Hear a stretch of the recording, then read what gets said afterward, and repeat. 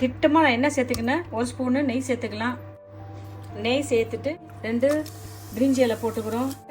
நம்ம இதில் அன்னாச்சிப்பூ போட்டுக்கிறோம், கொஞ்சம் ஏலக்காய் போட்டுக்கிறோம், கொஞ்சம் கிராம்பு சேர்த்துக்கிறோம். நம்ம இதில் ஒரு ஜாதி பச்சரி போட்டுக்கிறோம், சின்ன சீரகம் சேர்த்துக்கிறோம், சீரகம் சேர்த்துக்கிறோம், சின்ன சீரகம்.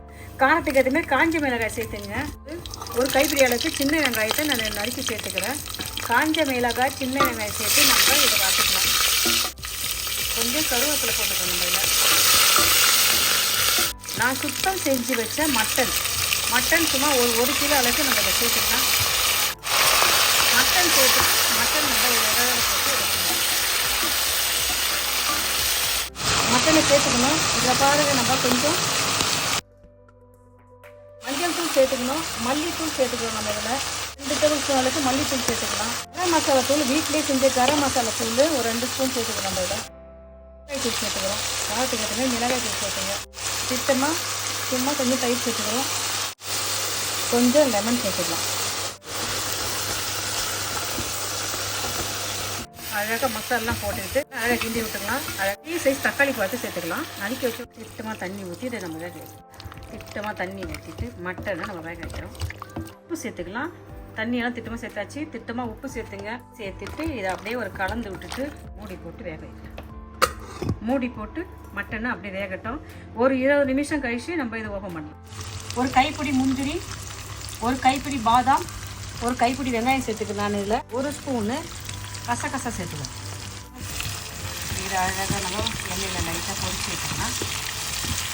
இதில் ஒரு கைப்பிடி தேங்காய் சேர்த்துக்கலாம்.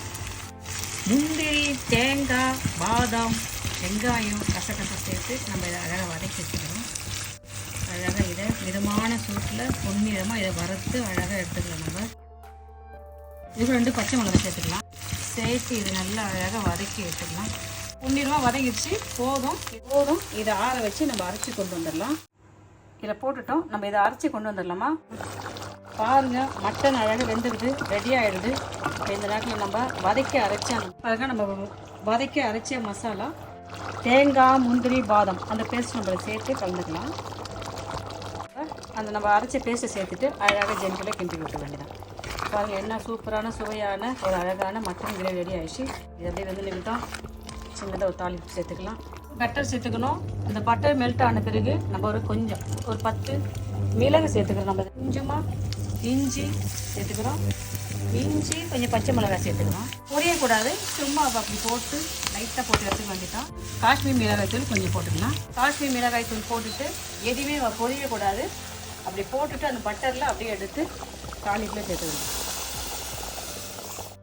ஆரோக்கியமான ஒரு மட்டன் கிரேவி செஞ்சுட்டோம். உப்பு, காரம் உங்கள் விருப்பப்படி சேர்த்துங்க. தண்ணி கூட உங்கள் விருப்பப்படி செய்யுங்க. நீங்கள் வாங்க நம்ம சாப்பிட்டு பார்க்கலாம். ஏன்னா ஒரு மட்டன் கிரேவி சேர்த்துட்டோம். இது மேலே கொஞ்சம் கொத்தமல்லி, பிரிங்கானியன் அப்படி சேர்த்துக்கலாம். என்ன சூப்பராக காரம் சாரமாக ஒரு மட்டன் கிரேவி நம்ம பண்ணிட்டோம். பிரியாணிக்கு இதை நல்லா மட்டன் கிரேவி பண்ணியிருக்கிறேன். தோசைக்கு சாப்பிட்லாம், இட்லிக்கு சாப்பிட்லாம், சப்பாத்தி சாப்பிட்லாம், நானுக்கு சாப்பிட்லாம். எல்லாத்துக்கும் ஏதோ ஒரு சிறந்த ஒரு சஜஷன்ஸ் நான் நினைக்கிறேன். நீங்களும் இதே மெத்தடில் செஞ்சு பார்த்துட்டு நான் செஞ்ச இந்த மட்டன் கிரேவி எப்படின்னு சொல்லுங்கப்பா. பை. தேங்க்யூ.